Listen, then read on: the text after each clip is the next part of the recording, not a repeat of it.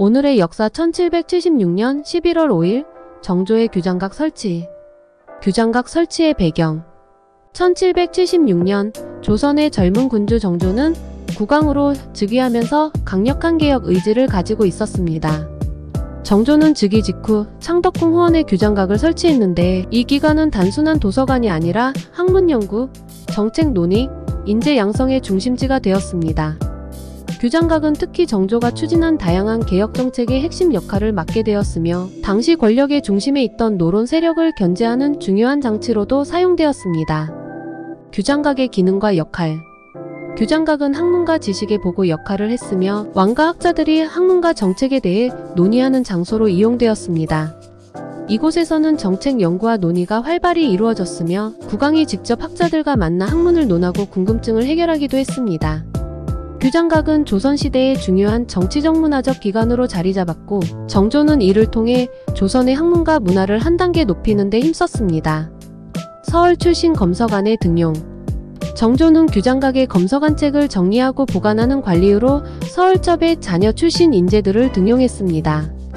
당시 조선은 엄격한 신분제를 시행하고 있었기 때문에 서울은 중요한 관직에 오를 수 없었지만 정조는 학문적 능력을 중시하여 서울 출신의 박제가, 유득공, 이덕무와 같은 인재들을 규장각에서 일하게 했습니다.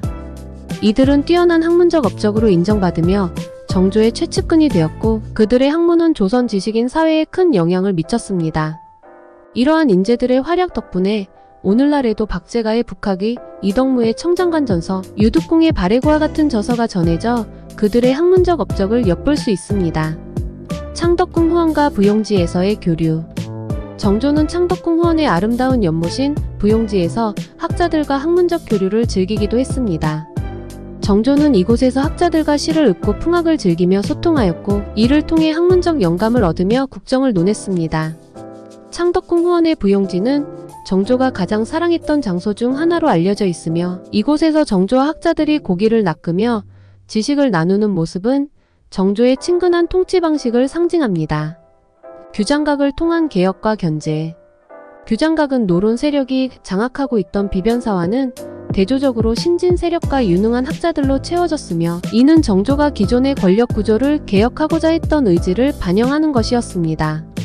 정조는 노론의 견제를 위해 규장각을 강화하고 이를 통해 신진 세력의 성장을 도왔습니다. 또한 규장각을 통해 직접 학문과 정치를 논하며 국왕의 통치 철학을 구현했습니다. 정조의 규장각과 조선 학문의 변화. 규장각의 설치로 조선의 학문은 한층 더 발전하게 되었습니다. 정조는 규장각을 통해 중국과 서양의 최신 학문을 연구하게 했고 조선의 전통적 학문과 조화를 이루려는 시도를 이어갔습니다. 정조의 개혁 정치와 학문적 열정은 조선의 지식인 사회에 큰 자극이 되었으며 이러한 학문적 관심은 정약용과 같은 뛰어난 학자들에게 영감을 주어 실학의 발달을 촉진했습니다. 정조와 규장각의 역사적 의미. 정조의 규장각 설치는 조선의 정치, 학문, 문화 발전에 중요한 전환점이 되었으며 정조의 개혁 정치와 학문에 대한 열정이 조선 사회에 깊은 영향을 미쳤습니다. 규장각은 단순히 책을 보관하는 도서관이 아니라 정조가 꿈꾸던 개혁의 상징이자 젊은 인재들이 꿈을 펼칠 수 있는 장이었으며 이후 조선 지식인 사회의 중추로 자리 잡게 되었습니다.